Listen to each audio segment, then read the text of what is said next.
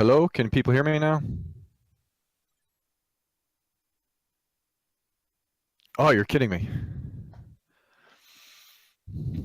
Holy crap. So much for being a tech expert. I swear, technology is both the bane and the boon of mankind. Okay. So just like the other day, I got an hour's worth of stuff to cram into 45 minutes.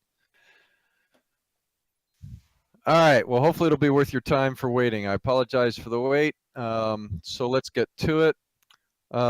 Here is a link to the page on which I have placed all the words of wisdom that I use to mentor all our indie game dev teams. Just a brief introduction. I basically started my first business when I was 20. My mother never forgave me. And I have, oh, okay, cool. And I spent, by the time I came down to Orlando and got my MBA at Rollins, I had 6 years of entrepreneurial experience. And since then, I spent the 90s and I spent the 90s basically helping tech companies get started. And I worked on all kinds of did all kinds of project development using project management techniques that I had learned and honed over the years. And I built augmented rail guns for the Navy. I did some stuff, some space related stuff. I did worked in aerospace for a while for a few different projects. Worked on high speed rail, probably when Musk was still in diapers, and evacuated tube transport. I mean, all kinds of stuff. I started a simulation company back in '96 and went into the location-based entertainment sphere, which is like arcades. And so that's how I got introduced to the game industry. And so I designed and built motion simulation systems and patented them and all that, and did that for 11 years, and created a couple games, nothing you'd ever heard of, trust me. And did deals with, had relationships with Infogrames and Hasbro Interactive. And then after my simulation company, when I basically put that to bed after finding everybody good jobs prior, I was teaching at University of Central Florida. I was teaching amusement technology to the Rosen College of Hospitality Management, which was just rated number 5 in the U.S. And then in 2008, Full Sail University asked me to help them start their game design master's degree program. And I basically created and developed the cornerstone project management course there and taught that for 6 years. And the former students of which are currently helping manage literally about $2.5 billion of game IP. So, and then in 2014, I started Burnout Game Ventures, where I'm basically helping indie game companies start, okay? Because I found out that,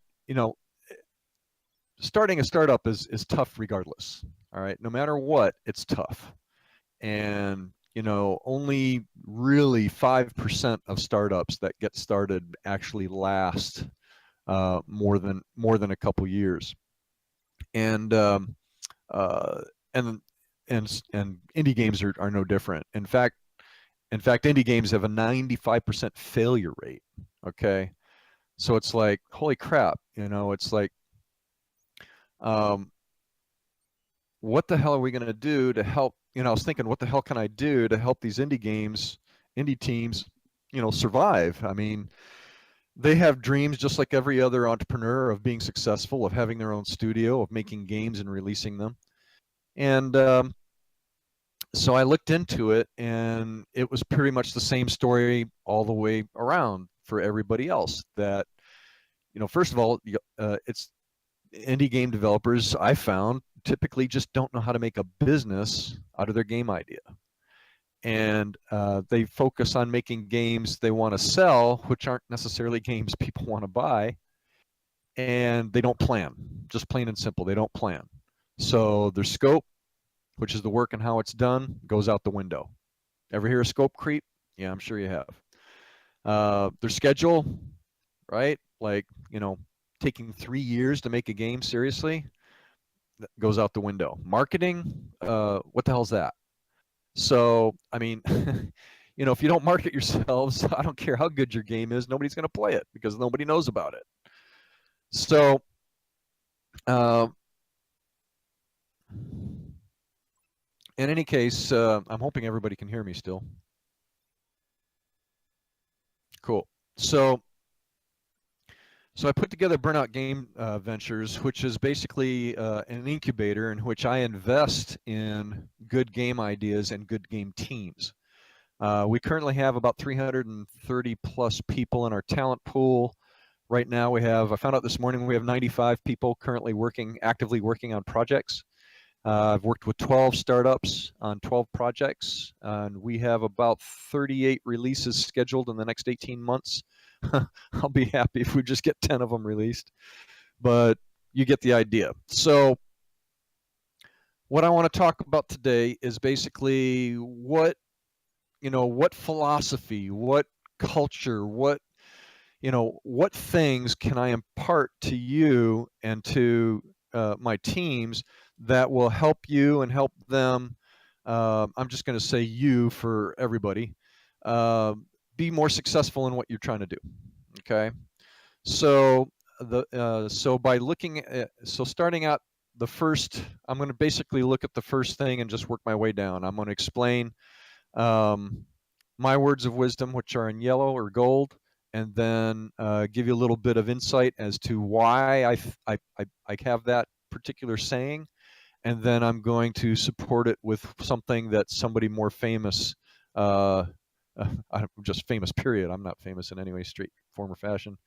Uh, a celebrity or somebody in history has said something similar that supports basically what I'm saying. Okay, so the first thing is that I say is the ultimate goal of a leader is to make more leaders. Okay. Now, 99% of people that I ask, in fact, 99.99% of people I ask, especially in project management when I'm teaching other project managers, I ask them that. They say leaders are the ones who get things done on time and on budget.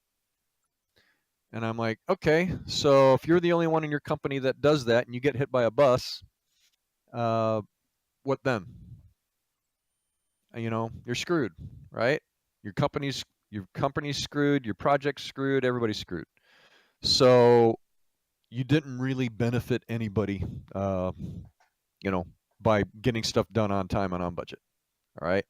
So what a leader needs to do, and this is what a good project manager does, because I equate the two as being synonymous. So what a good PM does is you need to make sure that you are stretching everybody on your team, metaphorically speaking, of course, but experientially, right? Everybody on your team, you need to get them out of their comfort zone because nothing gets done in the comfort zone. You need to stretch them and get them to understand what their strengths are and play to those strengths, what their weaknesses are and strengthen them, and get them out of their comfort zone. And then and the best way to do that is to take a risk. You got to take a risk. You got somebody on your team. Just because somebody's a great artist doesn't mean they're going to be a great manager. Okay.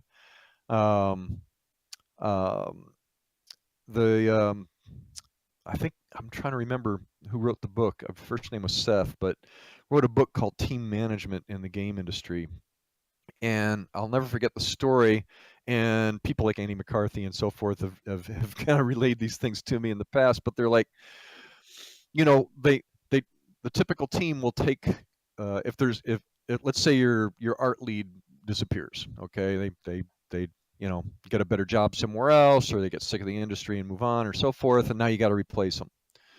So typically what happens is the higher ups will take the best artist, right, and put them in the managerial role. and then they won't train them worth shit. And so the art lead now is sitting there going, what the hell am I supposed to do? Right? They don't have any planning in place. They have no policies and procedures in place. They don't have an employee handbook that's worth a damn except for wiping your ass. And it's like, so this individual doesn't know what the hell's going on. So in the book, what happened was this individual just kept doing exactly what they were good at, which is doing art. So the people under her were providing her the art to be approved and move forward, and then she was just fixing the stuff that needed to be fixed and passing that on, you know, to the other stakeholders. And once the team found out about that, what do you think happened?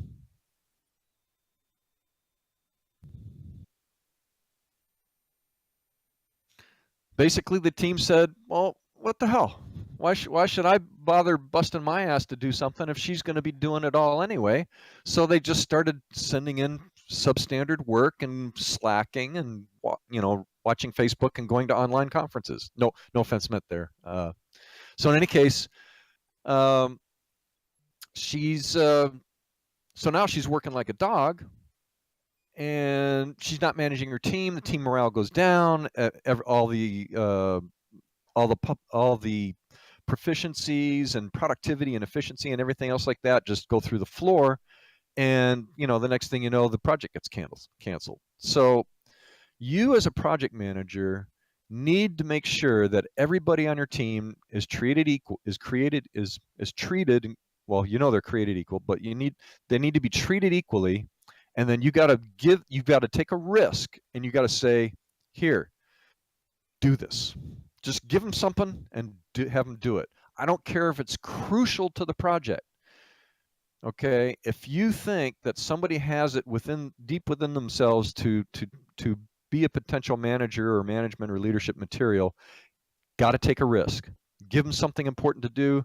Tell them and give them yes, Seth Spalding, and give them a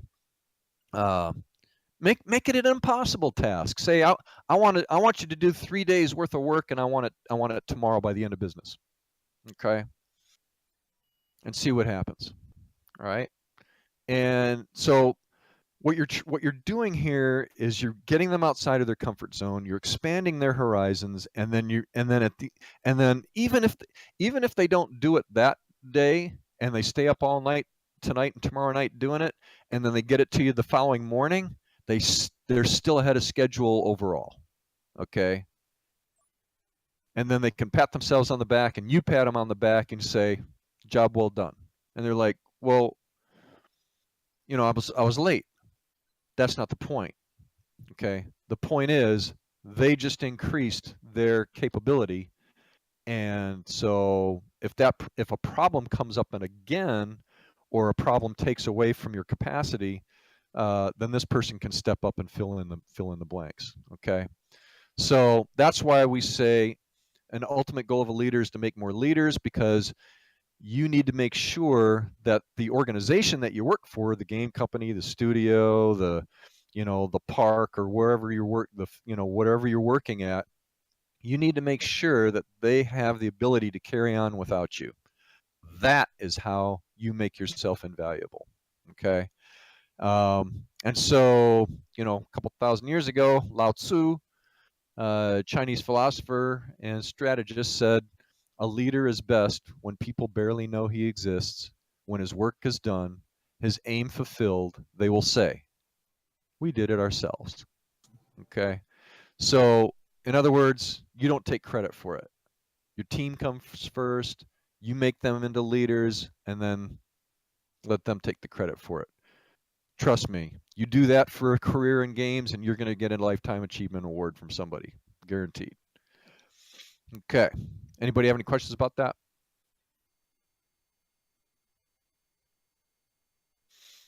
All right.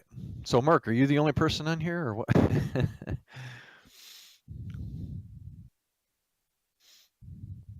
Oh, okay, Jesse. All right. So the next thing is a gentleman. Cool. A gentleman by the name of Dwight D. Eisenhower, who happened to be a general that was in charge of the European operations in World War II, and later became a president of the United States. President Roosevelt basically looked at him and after we got attacked in Pearl Harbor, and he says, we got to end this crap. This is bullshit. Millions, literally millions of people are dying around the world. You think the world's tough now? Trust me. The way the world's going right now is 1% of what World War II was. Okay, so in any case, Eisenhower goes to Europe and he sees that the entire continent of Europe is in German hands, and I'm talking from the Arctic Circle in Norway and Sweden, etc., all the way down past the Mediterranean into northern Africa and about almost 1,000 miles deep into northern Africa. Okay, the only place in the entirety of Europe that really wasn't subjugated by Hitler was Britain. Okay, and he was basically, he took the Jewish scientists and all that, and he forced them into slave labor and threatened to kill their families if they didn't come up with interesting weaponry. And he created rockets, the U-2 rocket, and missiles, and the buzz bombs, and all these other things, just to bomb the hell out of England into submission. Okay, so Eisenhower's looking at this and saying it's blood red from the English Channel up to the Arctic Circle, all the way past Moscow into Asia, all right, and all the way down into the northern part of Africa and throughout the Middle East.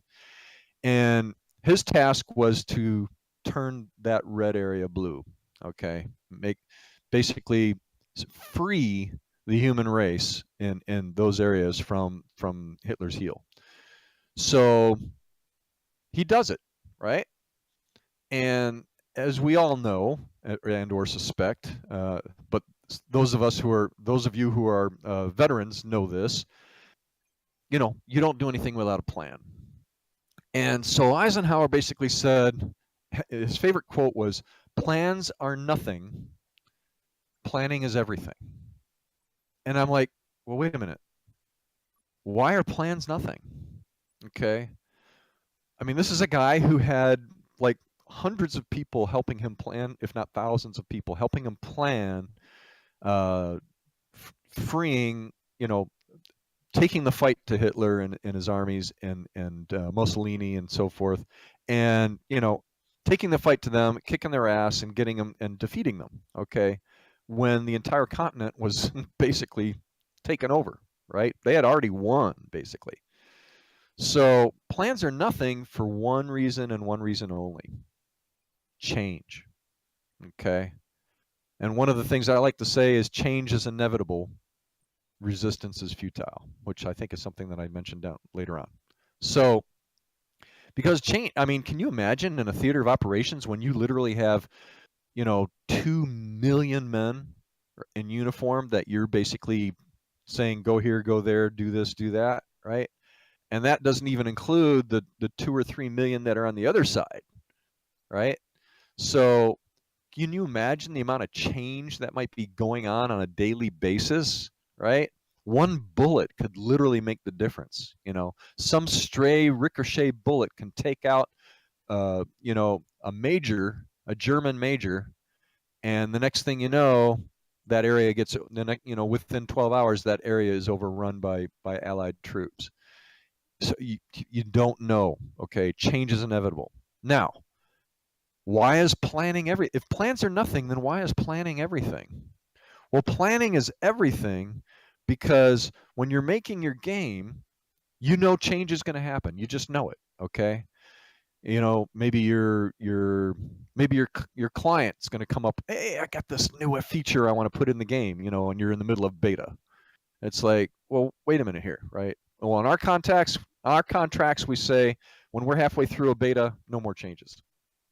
So we put that in our contracts, and our customers agree to that. And then if they try to pull that shit on us, we just say, you signed it, forget about it. You want us to change it, you add A, time for us to complete it, and B, more moolah to pay for the extra feature. Okay. If you don't say that stuff up front, they're going to walk all over for you. Okay. So in any case, so planning is everything because there's change and you have to manage that change. Okay. Moolah is money.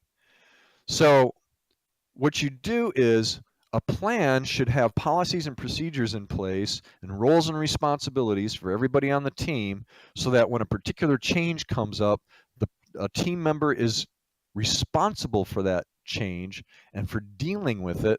And then that team member then follows the policies and procedures or the solutions that somebody else documented in the previous bug log. Okay. And so that's why planning is everything, because you're documenting all the things. You're documenting the history of your project, and then you're also looking at the history of other projects to get more information. Okay, so that's why plans are nothing and planning is everything. And the thing we like to say in project management is proper planning prevents poor project performance. In the military, they say piss poor project performance. Okay, but you get the idea. Okay, frankly, all intelligent people know this. Yeah. Any questions about that? Okay. So the next thing I like to say is everything is flexible. All right.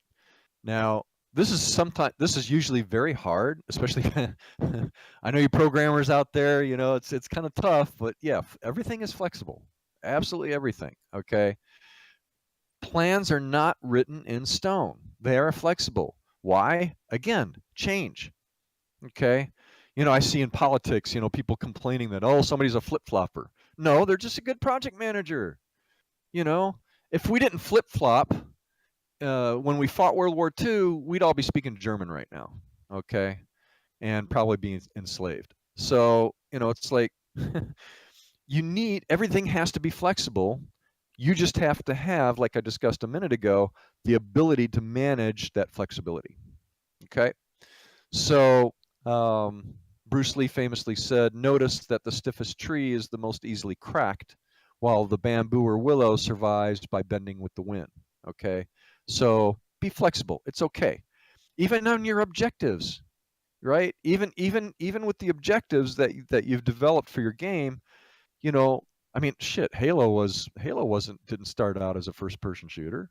It was an RTS when they first came up with the idea.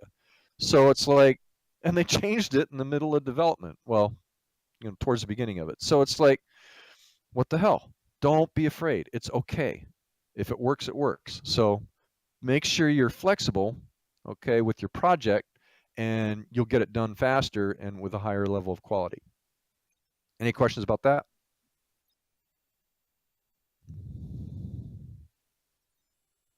All right, moving on.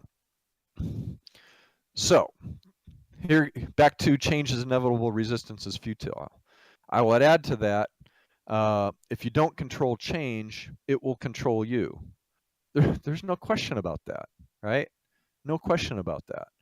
It's like, I mean, looking at the world today, it's like, you know, all kinds of things are going on in society, and its change is going on in society, and people keep fighting it, and they're just wasting resources because they're gonna lose anyway, regardless. So when you're working on your game project, put the right procedures in place to handle change. In a project management plan, it usually includes a risk management plan, okay, as part of it, as one of the chapters. And that risk management plan says, okay, you have a risk register that lists all the risks that you anticipate encountering while you're making your game.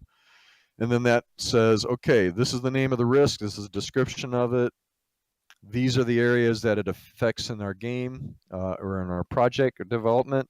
And then you need to put an owner of that risk. You have to say, okay, the art lead's the owner of that risk, or artist 2 or 3 or whatever, or programmer 2 or the designer or the the environmental artist or whatever.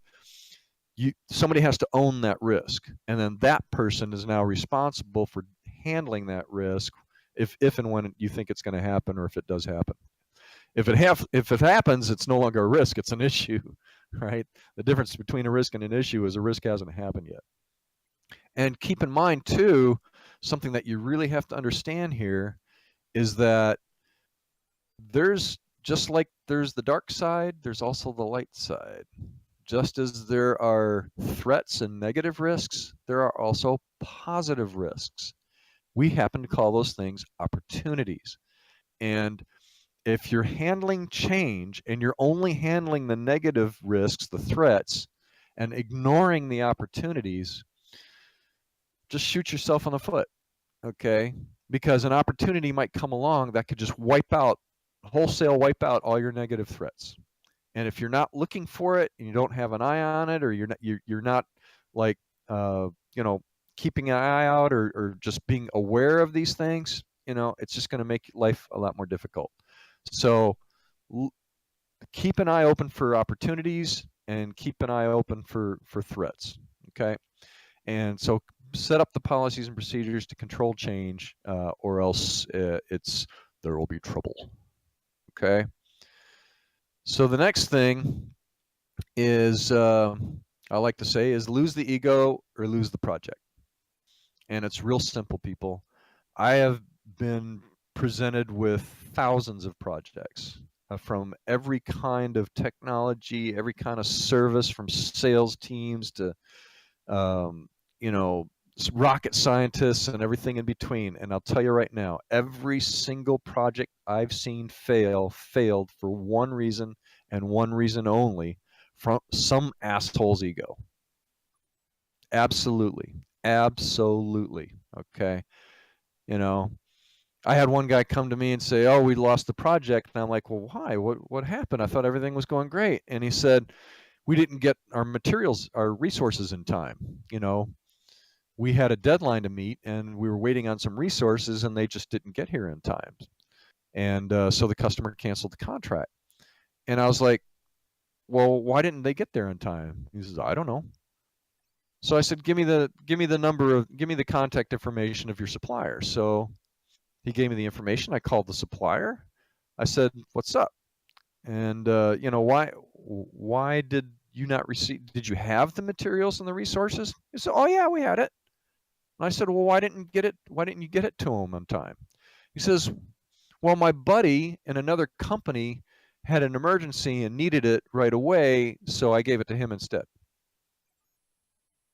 So ego, right?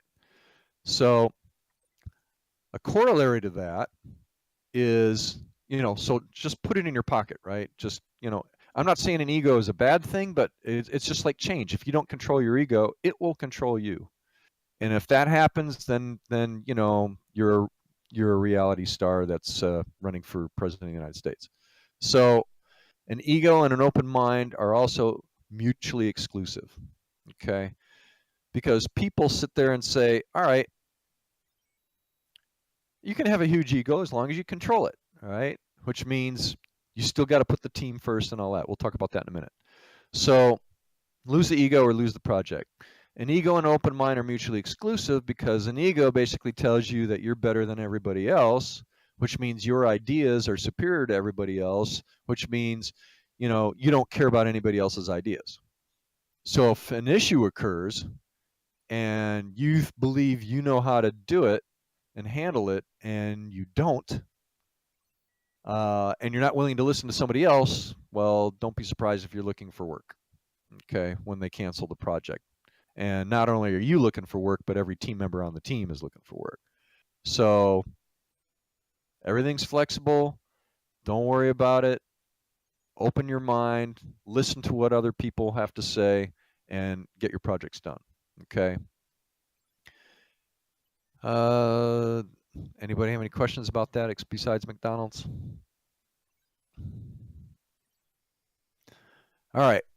So connected to that is something that all my former students enjoy, and that is called rule number 6. In fact, I posted on Facebook, I commented on one of my former students' Facebook posts yesterday saying, "Dude, you're a walking rule number 6," because he was just up in arms about what's going on. So rule number 6 is this: indulge me here. I'm going to tell you a little story. So let's say, for example, you are, you know, President Trump, President Clinton, President Johnson, President somebody, right? And you're visiting a head of state, say the Prime Minister of England. And so the two of you are sitting in your office, in his office or her office, and you're talking about the world and, you know, how you're going to help people and whatever, improve, and, you know, basically do a win-win situation for both your countries and so forth. So while in the middle of your conversation, the door bursts open. Some guy comes running in there, apoplectic. He's like, "What the hell?" He says, "The tanks are messing on the border and they're moving troops and they're doing this and they're increased their state of readiness and blah, blah, blah." And then your host, the prime minister, looks at the guy and says, "Thomas, kindly remember rule number 6." And Thomas stops and he straightens his tie and he straightens his shirt a little bit and his hair, and he says, I'm terribly sorry. I don't understand what came over me. I didn't mean to interrupt. I will provide you a briefing when you're done. Please continue. Apologies for the interruption." And so he walks out. So you're like, okay, that was interesting, right? So you continue your conversation. So as you continue your conversation, you know, whatever it is, then the next thing you know, door bursts open, a woman comes running in. Oh, they're renegotiating their contracts, they're changing the location, they're blah blah blah, doing this, doing that. And you're like, you know, and he's like, and the prime minister's like, "Alice, kindly remember rule number 6." And Alice stops and she adjusts her blouse and her hair and this and that and says, "I'm terribly sorry. I don't know what came over me. Uh, I'll have a brief ready for you, and you know we'll take care of it when you get finished. Please continue."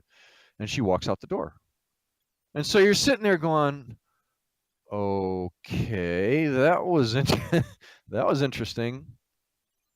Well, then after a few minutes, you know, after a little while, it happens a third time, and now you're going like, "Whoa, time out, time out, time out." And you know, and your host is looking at you, What's the matter?" And you're like, "Dude, I run a country, all right? I've literally been around the world. I have seen things, right, that most human beings will never ever get to see. What the WTF, right? What the hell is rule number 6?" And so the minister looks at you and he says, "Rule number 6 is don't take yourself so damn seriously." So you're sitting there, "Oh, I kind of like that. Don't take yourself so damn seriously. I like that." And then, so the next natural thing is, well, wait a minute, that's rule number 6. So then you ask, what are the other 5 rules? There aren't any. That's the only one that counts, people. Don't take yourself so damn seriously, okay? You do that, and you'll be able to get a handle on your ego and put the team first and get your projects done in a reasonable period of time and kick ass, okay? So that's rule number 6. Now, the next thing is the team comes first. Team always comes first, people. I don't care if they're full of idiots. The team comes first, okay? Always put other people ahead of yourself. I was sitting at a table at the 2009 leadership forum for IGDA up in San Francisco, and I've got one of the speakers that was in this conference was there, and several others, all top-notch, you know, producers from Blizzard and Activision and, you know, EA and Riot and BioWare and everything. They were sitting around a table, and we introduced each other, and I mentioned to them that I was teaching project management. There was literally an audible groan from half the people on the table. They were just like, "Oh." I'm like, what the hell? What are you talking about? Oh. And they're like, "Oh, we hate project management." And I'm like, "What do you mean you hate project management?" And actually, I'm getting off on another tangent. So I'll continue that story in a minute. But in any case, we were talking about project management, and one of the guys at the table said, and this is okay, keep in mind, this is a guy who was at the time managing about over 100 people, in making a game. Okay, so he told me the story. He said we had this one artist who was very gifted, very cool, and did great work and very creative, very talented. Everybody loved him. The problem is for some reason he stunk. Now we're not talking about his work, we're talking he smelled. Literally smelled. Okay? And it was to the point where it was interfering with the work of the people around him. Okay? And so this guy who's a producer, who's running, 120 person team, goes to the guy and holds out his hand and says, "Give me your keys." He said, what do you mean my keys? He said, "Give me your keys." "What keys?" "Your house keys." So what are you talking about? He said, just give me your damn keys. So the guy gives him his keys. This producer gets in his car, drives to the guy's house, goes in his house, washes his clothes. All right, spends an hour and a half washing his clothes, putting them in the dryer, then picks up a couple, a shirt and pants and underwear and socks and whatnot, puts them in a bag, takes them back to the office, gives him the bag, and the guy's like, and the keys, and the guy's like, what's this? And he opens it up, and he says, "Go to the bathroom, clean yourself up, put your new clothes on, put the ones you got on now into this bag, and make it a point to, stay clean." Right?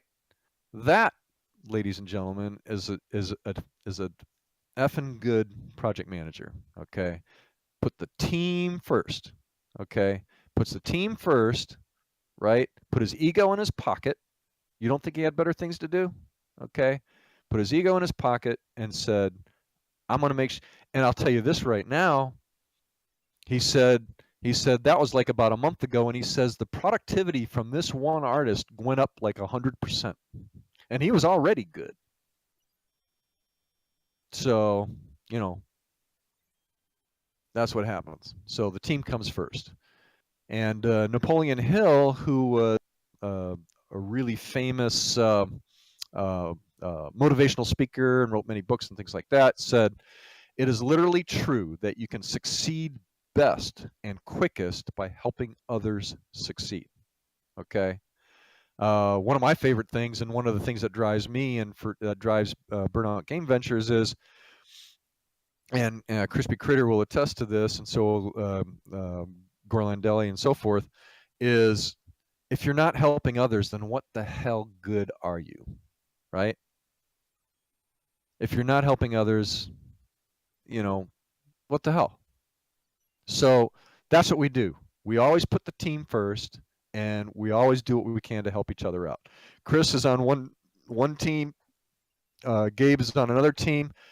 And they're interfacing. They're helping each other out on their different projects. Okay, because not only are they helping their teams out, they're helping the company out. Okay, so put the team first. Anybody have any questions about that? Okay. So I realize it's coming up 5 minutes to, or 4 minutes to 7, but Jesse told me that I can keep going, so I'm going to keep going. So be smart. Now, years ago, when I taught a business planning course for the Small Business Administration for 6 years. It was just a Saturday thing that just, shits and giggles, and just kept me busy on Saturday mornings for a few years. So I came up with this SMART thing, and then since then I found out that maybe other people have come up with things since, or maybe before. I don't care. So in any case, SMART is an acronym, and SMART stands for specific, measurable, accountable, realistic, and timely. In other words, everything you do in your project needs to be these 5 things. Okay. Now, specific. Okay. Specific's real simple, people. when you're writing your documents, like your game design doc, your tech design doc, your capacity plan, your work breakdown structure, your backlogs, your sprint log. I mean, doesn't matter. Whenever you're creating any kind of a document, you have to make the assumption, and this is the only safe assumption that you can make, is that the reader, whoever is going to be reading this document, is a blithering idiot. Plain and simple. Yes, put the team first and you love them and everything like that, but you have to assume when you're presenting them with information that they're blithering idiots, okay? Because if a blithering idiot can understand it, then your team can understand it, okay? So, and then the other thing that I like to say is, when in doubt, add detail. So, like, let's say, for example, you're writing code, and as you're writing that code, you feel like you've done it right, but there's something in the back of your head that's going, I don't know, there's just something not right about this code that I just wrote, right? And so you need to listen to that little voice, right? It might be a dick on your shoulder, I don't know what it is, but you need to listen to that little voice, because sometimes it's usually right. My intuition's always right. I always listen to it. Well, I take that back. I regret when I don't listen to it. I'll put it to you that way. So, in any case, listen to that little voice. So maybe take that code, put it into different programming block, try it out, see if there's any bugs or whatever, or whatever the case may be. And I guarantee you'll find that something's going to be messed up. So always ask yourself, if whenever you have that little doubt, ask yourself, is this enough?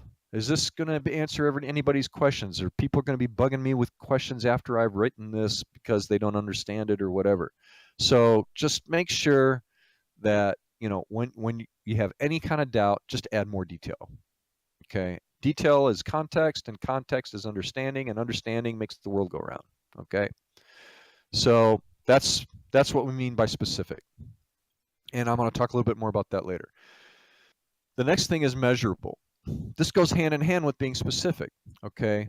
For example, when you're developing your game, you should have created and established some metrics for your game. Frame rates, polygon counts, memory size, right? And a bunch of other things. So you're like, well, wait a minute. How do you know you've achieved those things if you don't write them down, right? How do you know you've achieved those things if you can't measure them? How do you know that you're halfway between A and B when you don't know where that is? Okay. So you have to be able to measure things and do it in real time. And so you set your planning up ahead of time. Now, my rule of thumb for project management, 80% of project management is planning. That's just bottom line.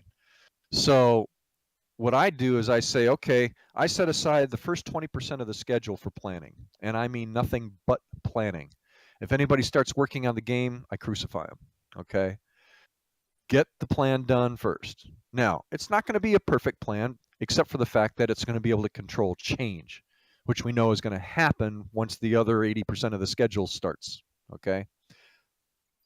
What's beautiful about it, though, is that if you don't plan and you shoot things from the hip, you just throw 50% of your resources out the window. Throw your time out the window, throw your money out the window, throw your team throw everybody out the window, okay? Because you're just going to lose it. You're just going to waste it. So if you actually spend the time, just 20% of the time, if you're doing a 5-month project, just spent the first month just planning the damn project. Do it. It's okay. You'll live. The world is not going to end because you didn't start your game right away, okay? Take the time to plan it, and then instead of throwing 50% of your resources out the window, now at most you'll throw away 10, maybe 20%. And trust me, you'll miss that 30% that you threw away that you didn't have to, okay?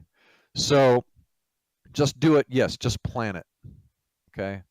So and so measure everything. Now, so if you don't know where you are, then how do you know where the hell, right? The third thing is accountable. Accountability is just real simple, real simple. If a task is not owned, it won't get done. You know, because if nobody owns it, then everybody who looks at it says, I'm not going to do it. It's not, it's, you know, it's not my responsibility, right?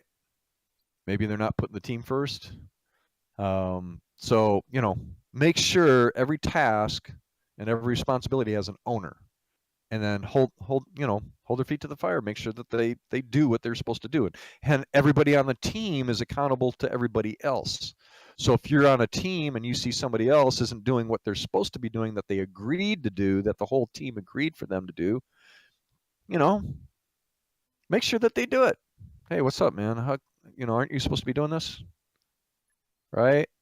And if he gives you slack, then go get somebody else and say, have them come over there. Hey, aren't you supposed to be doing this, right? So hold them accountable, as Crispy said. The fourth thing is realistic, and I can give you all kinds of stories about unrealistic expectations, but the bottom line is set goals that are stretch, but you can still achieve them, okay? And it's real easy. Just put the policies and procedures in place that once you follow it, once your team follows those things, you're done. It just seamlessly, it just happens. Achievements just happen. Achievements just get unlocked, okay? And then timely is, don't make people wait, okay? When people need stuff, they need it when they need it. If you're late, now you're screwing up the whole project, okay? So, for example, let's say there's an issue or a bug, right? And you happen to have a bug log from another project. And you notice that in that bug log, there's an identical bug in there, and and somebody has the solution or documented the solution to that bug. Okay? But you don't say anything. So over the next couple of days, 3 different programmers are spending 3 or 4 hours a day each, right? And they ain't getting paid popcorn. And before you finally say something and say, "Oh, hey, I've got this bug log, and this is this the same bug?" And they're like, "Yeah." And then you like, well, they came up with this solution. You better run, because if they find out you had that when you first heard about the bug, they're not going to be too pleased, right? Because you just cost the company a lot of money, right? And if it's coming out of your pocket, you just lost and wasted a lot of money, okay? Paying these guys to spend time fixing something that you already knew how to fix. And not only that, even worse, you already paid people to fix it the first time. And now, by being an idiot, you're paying for it twice, okay? So be timely. Somebody needs something, get it to them. You find out a solution to something, communicate it with the team as soon as possible, okay? So be smart in everything that you do, okay? As far as specificity is concerned, Albert Einstein basically says if you can't explain it simply, you just don't understand it well enough. And I'll tell you right now, if you guys don't have an elevator pitch for each of your projects, for your games, or whatever project you're working on, you don't know your game or project well enough. I don't care if you've been working on it for 3 years. If you cannot explain it to somebody in 15 seconds, then you don't know it well enough. Okay. Charlie Mingus said creativity is more than just being different. Anybody can plan weird. That's easy. What's hard is to be as simple as Bach. Making the simple awesomely simple, that's creativity. And what we do with that in project management is specifically with the work breakdown structure, where you start with a goal. The goal is make this game. Okay. Then you break it down into your milestones. You've got your prototype, vertical slice, alpha, beta, gold, ship, celebration, whatever. And then you break those down. Okay. We were breaking down 5-month projects into anywhere from 500 to 1,200. Hell, I think one team did over 3,300 tasks. Okay. So now when you look at that work breakdown structure that has 3,300 line items, right? You're like, damn, that's complicated, right? But the beauty of that though is that when you look at each one, this is when it starts, this is when it ends, this is the person in charge, these are the resources we use, this describes it. That's pretty damn simple. So by taking something simple and making it complex again, but through simplicity, that's creativity. Okay, creativity is not limited to just being an artist and drawing shit. You know, every programmer I've ever known was creative in creating code. Every good project manager I've ever known was creative in developing new policies and procedures and processes to make things work better. Okay, so creativity is like a muscle. You exercise it, and you're better at doing everything else with it. Okay. And as far as time is concerned, Napoleon Hill, who I mentioned earlier, he said, don't wait. He said, the time will never be just right. And this is especially true for game developers because y'all will sit there and you take 3 years to make a game because it ain't perfect yet. You want it to be perfect. Bullshit. Come up with your vertical slice, come up with your idea of what your game should be, and then get it out there. Get it out there, right? I don't understand why it takes more than 6 months to make a game, or or develop a technology. I just don't understand that. Okay, the only reason it doesn't is because you haven't applied good project management principles. So and think about it this way: if you do a good vertical slice or an alpha, I mean that's 80% of your game right there, right? So just get the other 20% done, or 10% of it done, and release it. Just get it out there. Then market the piss out of it. Get everybody else to look at it and give you feedback. And guess what? They're buying the game. You're generating revenues, and you're building a customer base and a fan base, right? And you did it in 6 months instead of waiting 3 years sitting on your ass playing around with your game. Okay. So, go ahead, get it out there. All right. Perfect is the enemy of good, and good makes money. Perfect does not. Okay. So just get the game out there, help build your fan base, make revenues, and with that money now you're paying yourself, and you don't have to work so hard outside to pay your bills and eat and rent and all that. And now you come out with version 2, or come up with your patches or whatever else you need to that your customers want. Okay, so don't wait. The time will never be just right. Okay, but planning, keep in mind, planning is a part of that. Okay. The next thing I like to mention is management as processes. You know, I can't tell you how many times I've seen people that would sit there or people have told me these are supposedly project managers for $100 million projects at Lockheed Martin or Harris or United Space Alliance or somebody, and they're like, oh no, management is leading people and making them do the stuff that you need them to do, and I'm like, dude, don't even come close to me, right? It's like management is processes, plain and simple. Okay, just because you're good at making people do what they're supposed to do doesn't mean that you're benefiting the company in any way. Okay, that just means that people want to get the hell out of there as quickly as possible. So you're hurting the company by doing that. But if you learn the processes and you can make leaders out of the people on your team by helping them understand the importance of the processes, then the world's your oyster. Okay, I've had people tell me that they've always worked on first person shooters because they didn't know anything else about the other games, about how to make other games. I'm like, really? You mean the stuff that you know on how to make an FPS, you cannot use to make a 2D platformer, right? And they're like, yeah.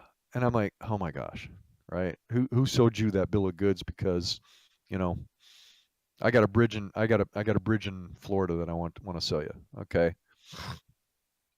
By knowing the processes, then you can manage and create and do any project that you want to do. Okay. You know, I had a poli-sci degree, right? A political science degree. What the hell am I doing with patents and simulation and virtual reality and consumer electronics? Because I didn't take no for an answer, right? What am I doing working on DARPA projects? What am I doing working on, on aerospace and futuristic transportation systems? It's because they knew that I know processes. Okay. A good project manager doesn't need to know games to make a great game. They just need to know project management so they can put together a great team and manage that team and let the team make the game and let them take the credit for it and then be on your way. Okay. Management is in processes. And Eric Thomas, a big time motivational speaker from Detroit, says, fall in love with the process and the results will come. And that's exactly true. Okay. The next thing is, I like to tell people, if you don't know the road, how fast are you driving?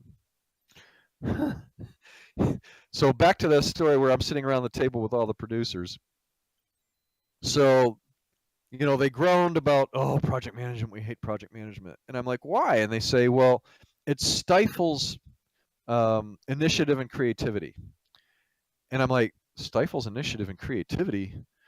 And I'm thinking to myself, I just spent the last 20 years enhancing and optimizing initiative and creativity with using project management. So I looked at it, I didn't know what the hell they were talking about. So they had these paper placemats at the table, right? And so I snatched one from the guy to the left of me, and the guy to the right had a pen. So I grabbed his pens, excuse me, let me borrow it or whatever.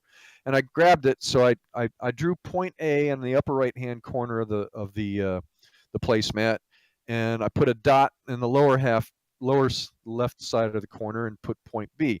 And I held it up and I said, let's say, for example, it's your first day on the job, and your boss comes to you and gives you this little box, and he says, I want you to deliver this from here, point A, to there, the customer, point B. Okay, you follow? So you're like, okay, great. This is awesome. My first day on the job, my boss came to me and he says, I got something for you to do. So as you're walking through the building, you get to your car, you pass by a window, and you see that, oh shit, I forgot, it's 33 degrees and it's raining outside. So it's like, crap, there's ice on the roads, the visibility's bad and so forth. And then you realize your car is a 72 station wagon with bald tires, one headlight's out, and you should have replaced your wiper blades like 2 centuries ago. Okay, so it's like, oh crap, right? So you got to be driving through ice and snow in a crap car, right? And then it's like, you don't call Uber because Uber doesn't drive from the top of Pikes Peak in Colorado, where you happen to be. Okay, 33 degrees Fahrenheit. So that's 1 degree Celsius. Okay. So in any case, you're sitting there, crap, I'm at the top of this mountain. There's 137 corners to get down 14,000 feet. It's 33 degrees. It's almost freezing. It's raining. There's sleet. There's snow on the road. There's ice on the road. I got bald tires. I can't see. Let me ask you one thing. If you don't know where the edge of the road is, where exactly on that road are you? What part of the road are you going to be driving on down that road?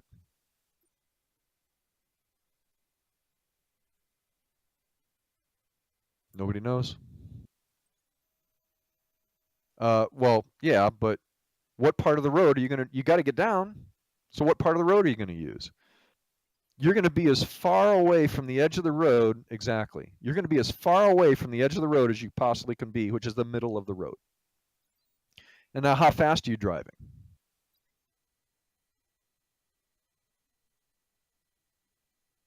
Very slow. Okay. Because you don't want to wind up like some of the race car drivers on Pikes Peak in the race do, which is 1,000 feet below the road, right? So you're driving very slow down the middle of this road. How much initiative and creativity are you utilizing now? Not much. Okay. So let's apply good project management principles. Okay. So same scenario, but now with good project management. So first day on the job, you're excited. This is awesome. I got my job. Yay. I can start paying my bills soon. Yay. So the boss comes up to you and says, I need you to do a favor for me. I need you to take a package and deliver it from here to, deliver it to a client. Everything else is the same, right? You still got the same POS car. You're still at the top of Pikes Peak and so forth. So, um, so what you're doing is you're saying, okay. And he says, well, you need to go see the my administrative assistant on the first floor, and he'll get you the package. So thanks, Chris. So you go downstairs, and he gives you this. He says, you see the box on the desk. So you grab the box, and he's like, whoa, whoa, whoa, whoa. And you're like, what? And he says, hold on a second. And you're like, why? And he hands you a little booklet, a little pamphlet. And you say, what's this? And he says, this is our delivery policies and procedures. And you're like, oh, really?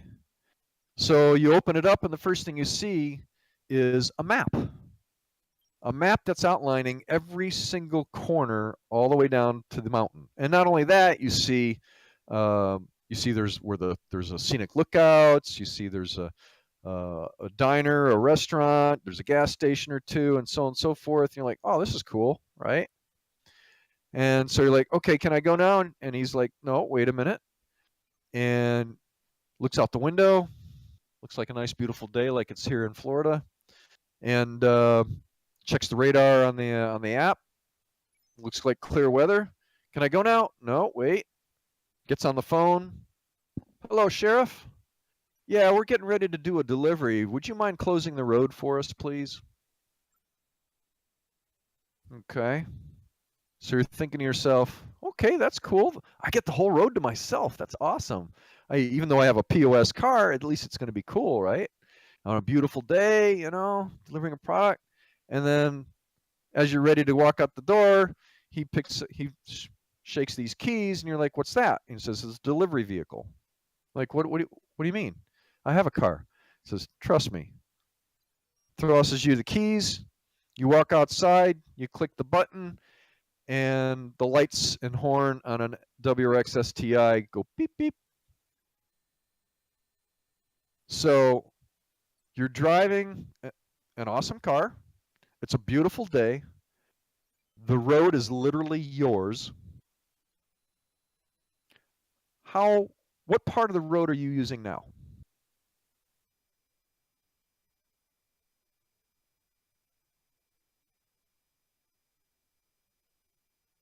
You're using all of it. You don't care what side of the road you're on. You're cutting apexes like Colin McRae. Okay. Not only that, but you're not going 5 miles an hour down the middle of the road anymore. You're doing 110 mile an hour drifts. You're rocking and rolling, right? And maybe you're hungry. You stop off at a diner, and then you think, oh, that place that I passed a couple miles up the road was really cool. Let's go back up there. You go back up there. You take some pictures, take some selfies, and all that. And then, oh, I still got a couple minutes left, just enough time for me to deliver the package on time. So you do it. How much initiative and how much creativity are you using now? I'll make it easy for you. A lot more. Okay. So that's what we say when I say, if you don't know the road, how fast are you driving? Policies and procedures are good. as long as they can, and as long as they can be changed, right, under conditions, it makes things a hell of a lot easier. It enhances initiative. It enhances creativity, and it makes things a hell of a lot more fun. Okay. And we've probably all heard the saying, fail to plan to fail. Well, that actually came from Sir John Harvey Jones. Actually, I think Benjamin Franklin came up with one some centuries before, but he said planning is an unnatural process. It is much more fun to do something else. And he says the nice thing about no planning is that failure comes as a complete surprise, rather than being preceded by a period of worry and depression. Okay, fail to plan to fail. Well, think about that for a second. Would you rather failure become something that come as a complete surprise, or would you rather have advanced warning of it so you can fix it before you do fail? That's another benefit of planning. Okay. Got a bunch more stuff. Let me just whip through it real quick. Provide meat, not fluff. Again, that goes towards being specific and writing to make, assuming that everybody's a blithering idiot. You know, whenever you're writing anything, listen to that little voice that says who, what, when, where, how, and why. Okay, so just do that. So that way, any blithering idiot would understand what you're writing. Ernest Hemingway, one of the greatest writers in American history, said the most essential gift for a good writer is a built-in shock-proof shit detector. Okay. In other words, listen to that voice in your head, listen to your intuition when you're writing stuff. Okay. So do that and you'll be fine. I opened a link. The next thing is, the number one tool in project management is expert judgment. And expert judgment is simply asking the right questions the right way, okay, of the right person at the right time. So, because honestly, the best project managers are the best plagiarizers, okay? They go find out how other people did things, and then they, especially doing them right, and then they copy that. Otherwise, like I said earlier, you had a bug log in your hand and you didn't tell anybody about it, and you wasted company resources before you finally told them what the deal was. You had that bug log in the first place because you asked a subject matter expert for it, and they provided it to you, and now you have that, and you and your team could be guided by it. Yes, there's no need to reinvent the wheel. Okay, so I always ask two questions, and I strongly suggest, I insist that you ask these two questions every time you start a new project or task. Have we done this before? What have we got? So ask yourself, have I done this before? Have I put on my clothes before? Have I driven a car before? Have I built a rocket before? Ask yourself, has he, has she, has anybody else we know done this stuff before? Then get the documentation that they have, and now you just saved a hell of a lot of time, money, and effort. The next thing is, well, asking the right questions the right way. Feedback. Okay. So for this exercise, take your hands, both your hands, and put them in front of you. Your left hand is palm up. Okay. So palm up, that's your constructive criticism department. In other words, somebody comes to you and they not only have a problem, but they have a solution to the problem. And the solution to that problem they put in your hand. Okay. Your right hand is in a fist. Okay. That's your complaint department. That's when somebody comes to you with a problem but no solution. So let me ask you, which one of those departments do you want to go to? Right? So constructive criticism always. Okay. And even Ben Franklin said, tart words make no friends. A spoonful of honey will attract more flies than a gallon of vinegar. Okay. So be kind. If you have a problem, if I identify a problem, go to the other stakeholders and say, hey, I got a solution. If you don't have a solution, then come right up front and say, guys, I just can't think of any way to solve this, but here's a problem, so let's work on it together. Okay. Another thing is, to a good project manager, there's no such thing as failure. There isn't. Failure does not exist. It's just an illusion. Okay. And the reason I say that is real simple. Every time you do something, there's a result. Okay. Now, if that result is not what you had hoped it would be, then being a good project manager, you're going to study that result and find out why you got that result so you don't make the same mistake again. How is that possibly a failure? It's not. Okay. Because while you may have cost the company money in the short run, in the long run, you're going to save them a hell. So there's no such thing as failure. My favorite quote in Star Trek. Yes, I'm a Trekkie and I'm a Star Wars fan, so get over it. It's possible to commit no mistakes and still lose. That is not a weakness. That's life. Okay. And I already talked about the good PMs are the best plagiarizers, and basically redundancy in planning, not effort. Uh, Basically, if you spend the time to plan something and document your stuff, and so everybody is literally on the same page, then it makes everything else so much more enjoyable, so much easier, so much cheaper, and so much faster. Okay. So it's better to be redundant than remiss. Okay. So endeth the lesson for today. Sorry I took a little long, but hour and 15 minutes, I guess. But I am available for any questions.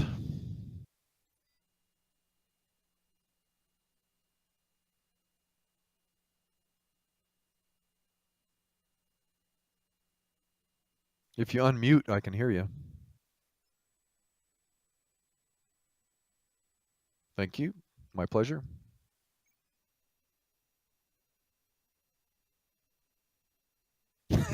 I'm not wearing a t-shirt. I'm wearing a pullover, and it's beige.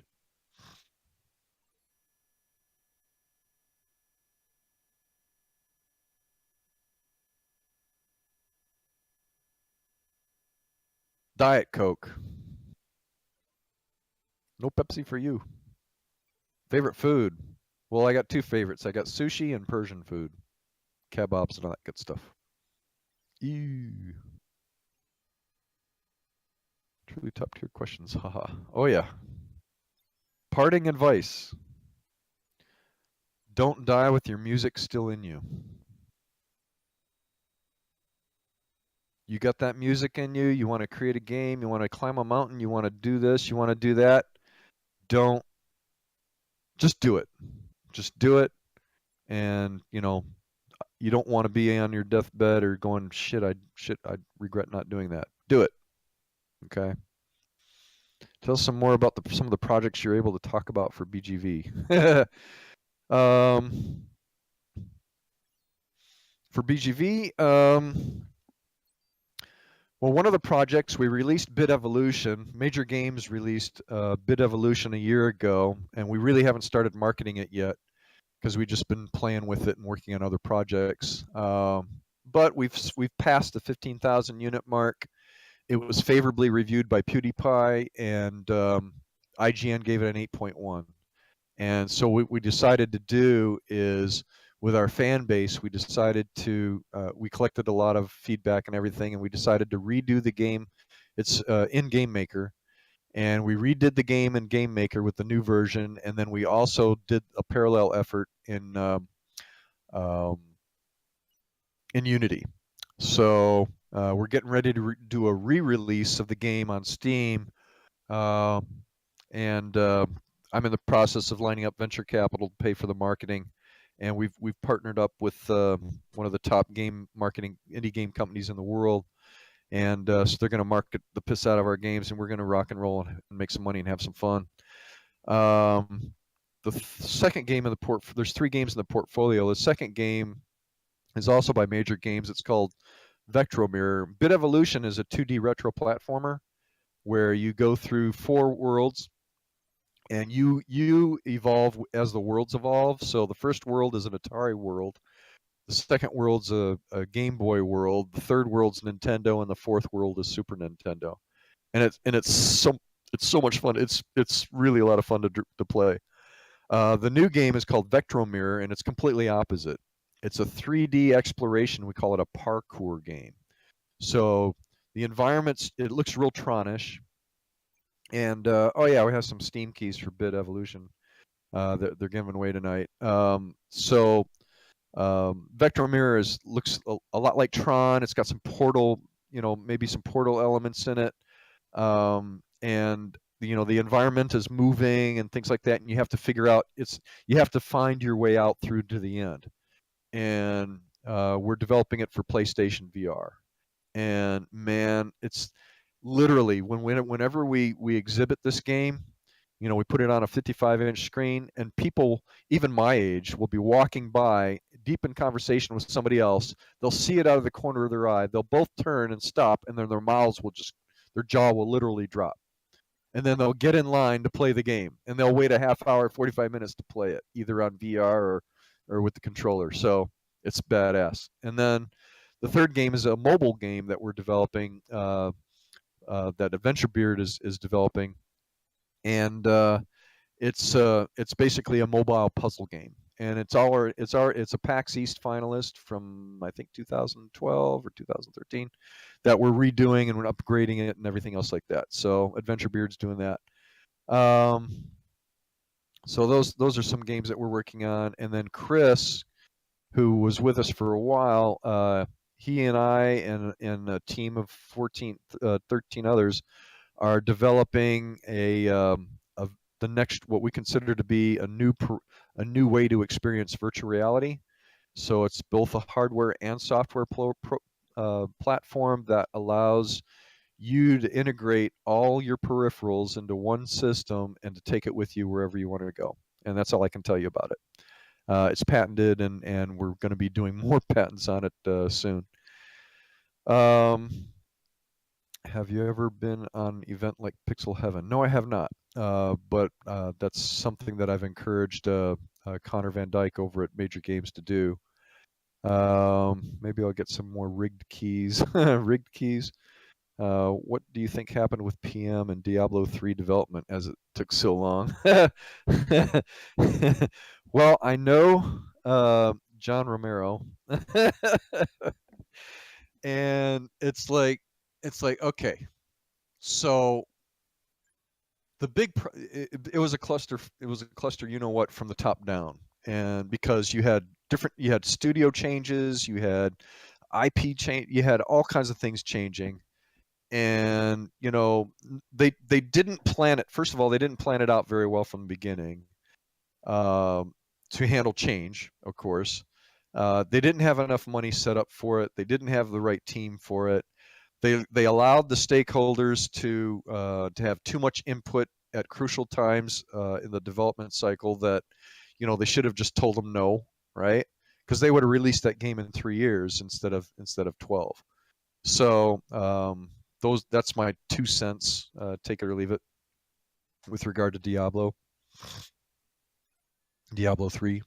And there's other games too, like Duke Nukem Forever, and don't even get me started on Colonial Marines. Oh my gosh.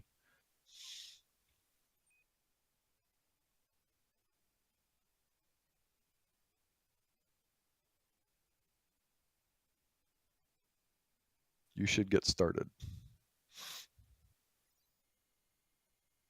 Oh yeah, no, no. Just look it up. Just look it up. I mean.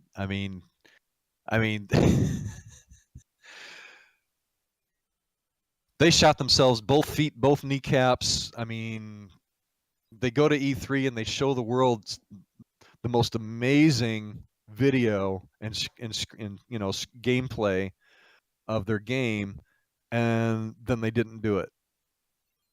And then when they released the game, everybody's asking themselves, "Is this the same game that I saw at E3?" Oh, it was a mess. What do you consider the biggest AAA game flop? Oh man, I mean, Let me see here. I actually have a list. I have a list of game flops. Let me see here.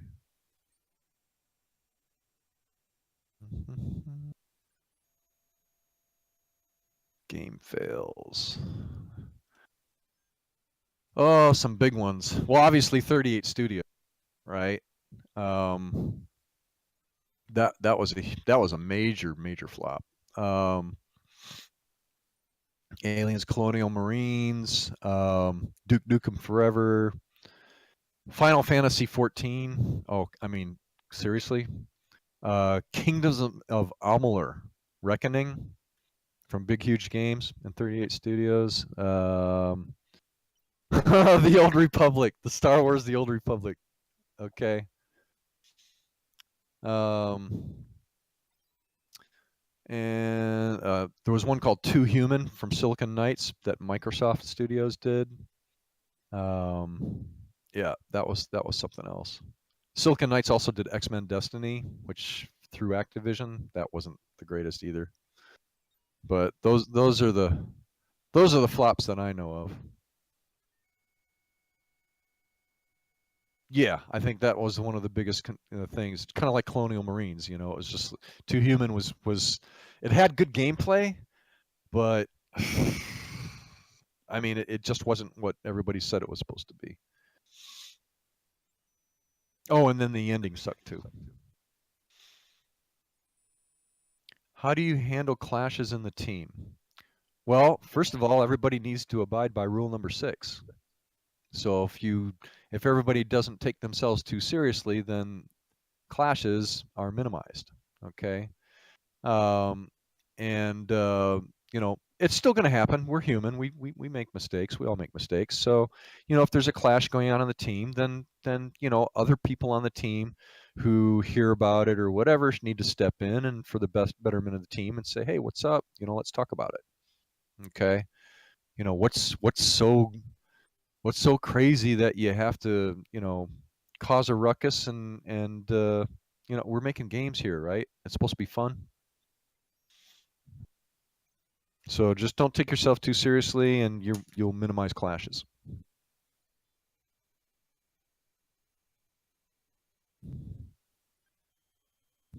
You also have human resource. You have a human resource management plan in your project management plan that basically has all your policies and procedures for handling things like that. What would I do for a Klondike bar? Oh, uh, what would I do for a Klondike bar? Well, I live on the 6th floor, and I'm over a pool. Does that give you an idea?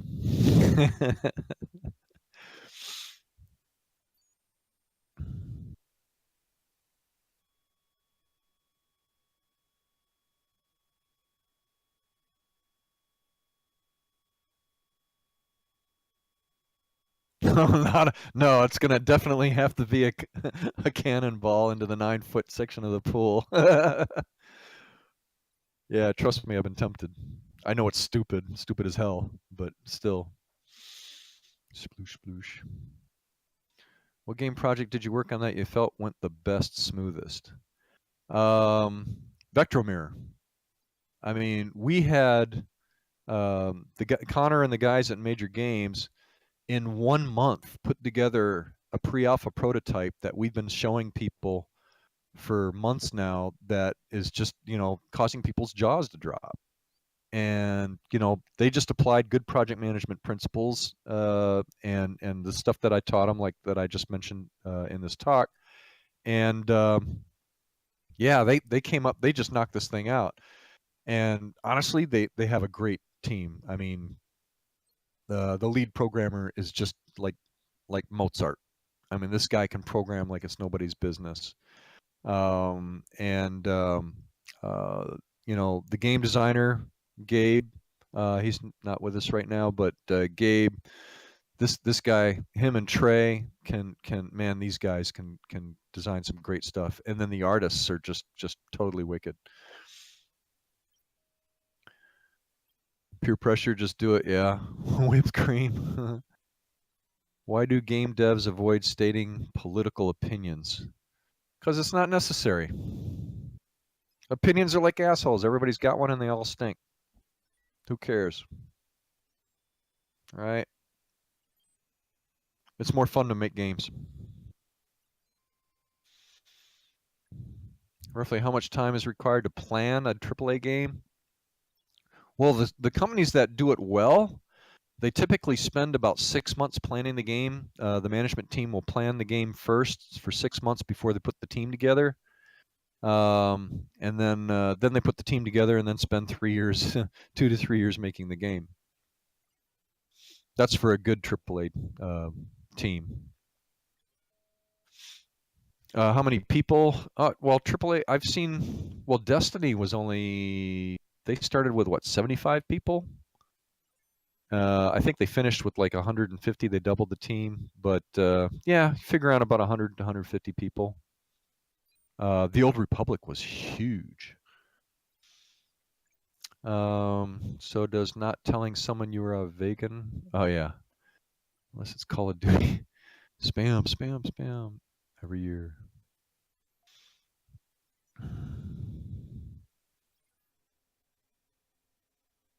Okay. Ain't got time for game-breaking patches.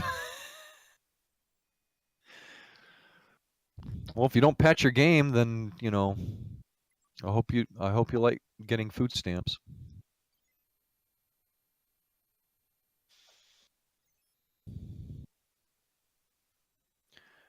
Honestly, I don't have any influences. I'm not designing these games, and so I'm you know I'll let the developers of the games to answer that question. Um, Fun memories in my career. Yeah. Sometime if you get the chance, ask me about the railgun that prototype that I built back in '93. that was that was absolutely hilarious. How much time should you spend optimizing a game? Well, the best thing is when you develop your milestones for your game and your schedule. One of my policies and procedures for schedule management is I'm going to finish. I want to have every single person who owns a task to finish that task 10% ahead of time. Okay, so if she has 10 days to create an asset, I want her to hand in that task in 9 days. Okay, and if everybody on the team does that, right, then what happens is now you finish the project 10% ahead of schedule. And what you do now is you take half of that and you add more stuff, add more features, add whatever in that 10% of the time. And then the other 10%, the other 5% of the time, you polish the shit out of it. Just polish, polish, polish. Okay. So that's what I do as far as time optimizing a game. Ask about the railgun. Yeah, I can't really talk about that in the public forum. If you mean performance, you should. Arc flashbacks. Ideally, you should write from scratch the way that will be good and optimized. Write it from scratch. I'm not sure what you mean, Rhea. Write it from scratch. That way it'll be good and optimized. You talking about code? Yeah. Um, well, the best thing to do is, why go through the effort of rewriting stuff if you've got other programmers on the team that could review your code? We practice to the best that we can parallel programming. So we like to have two programmers working on the same code at the same time, and it might take 20 or 30% longer to write the same code, but when you add in bug fixing, we're done in half the time. If a PC can barely run it, who thought it would be a good idea to put it on a console?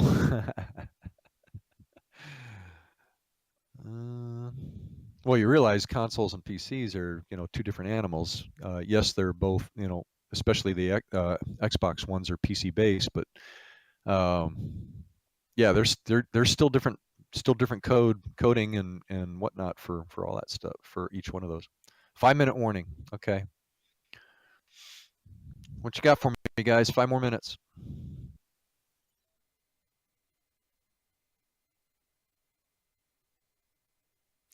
So I see 128 people online, and there's only 14 people in our group.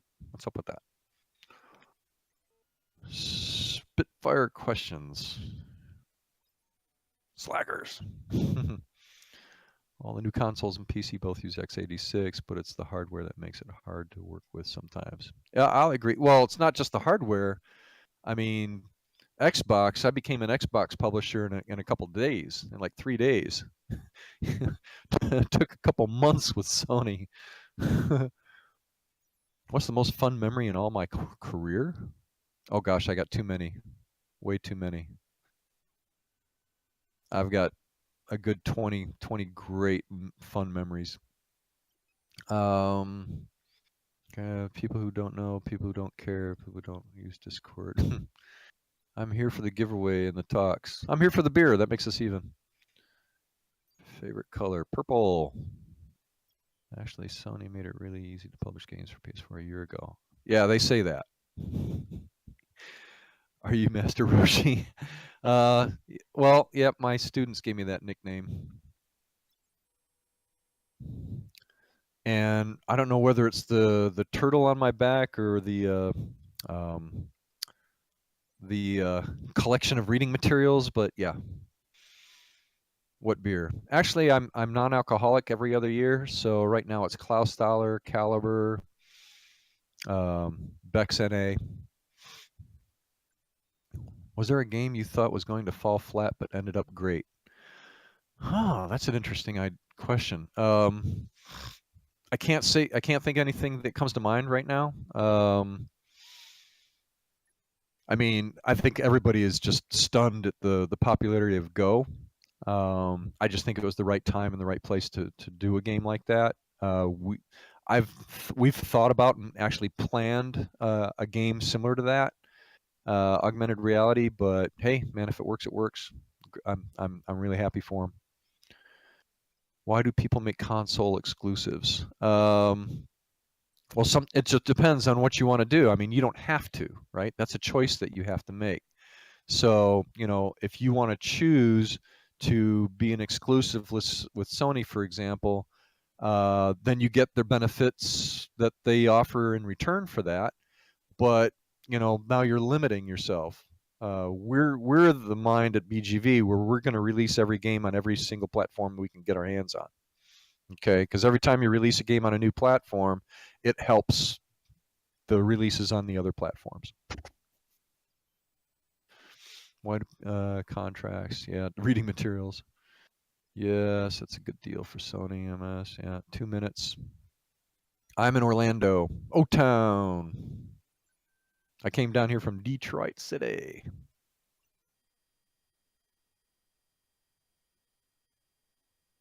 Yeah, I've been in Orlando for 30 years. Gosh, I can't believe it. Actually, it'll be 30 years in a couple weeks. That's right. Oh, cool. I get down there every once in a while. I got a lot of friends in Tampa.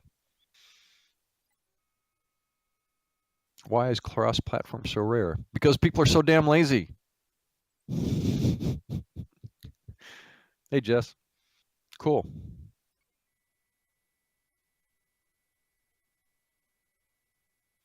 I'm in barren part of Florida with nothing. Dude, it's better than being a barren part of the Sudan.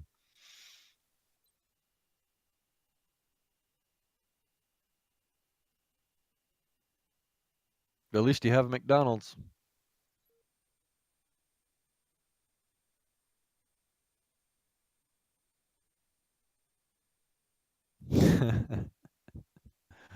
Carpool.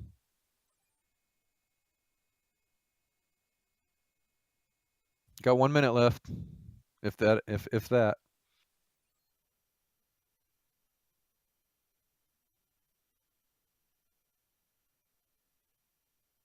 Actually, that's an interesting idea.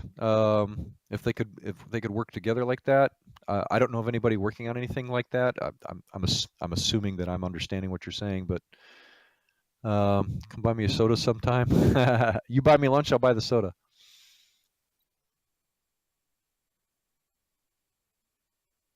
Released 2 games that are on 11 different platforms. Wow. I'm sure you saw a jump in sales every time you released on one platform for the other.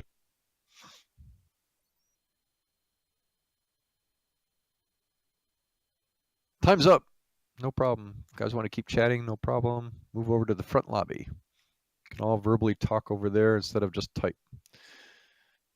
If only I had money, there's a reason why I'm depending on giveaways. Well, I'll tell you this right now, Sir Toasty. Get the experience. Okay? Because in a professional career, there's two things and two things only. It's experience and money. Get the experience and the money will come. Just be patient. All right, thanks, Merc. Glad you enjoyed it. Actually, I'm going to eat some foods too. I'm dying. Okay, guys. So it's my pleasure. I'm giving this talk again, as well as another one Thursday. Tomorrow. I'm doing my introduction to project management at noon. Excuse me. And I'm doing the words of wisdom I just did at 5. Okay. No problem. My pleasure. My pleasure, guys. Good luck. Hope to see you tomorrow. Tell everybody you know to come attend this. All right. Attend this event. Listen to the other speakers. Get in on it, and and sign up for my stuff tomorrow as well. All right. I can build an entire race car from bare frame. We need to talk. I have a race car. All right. Good night, guys. Oh, it's my pleasure. Thank you. Take care. Yes, definitely. Thank you so much, Rupert. We can't wait to hear you again tomorrow. Awesome. I can't wait either. Okay, I bye. want to know what race car you have. WRX. We call it the Dragon Wagon. I took 2 SCCA autocross titles with it. I run Formula 500. Oh, nice. Oh, that's a blast. That must be a blast. Oh my gosh. I almost bought a Royale, a 1972 Royale that had a Cosworth 4-cylinder in it. And I'm ready to reach into my pocket, and my wife walks up to me like, "What are you doing?" I'm like, "Oh, nothing." It's like, "Baby, it's got a whole truckload of spares." Yeah, that went over like a lead balloon. All right, I got to take off, guys. So nice chatting with you. Hope I learned you something, and I will be back tomorrow. So take care. Thanks again, Rupert.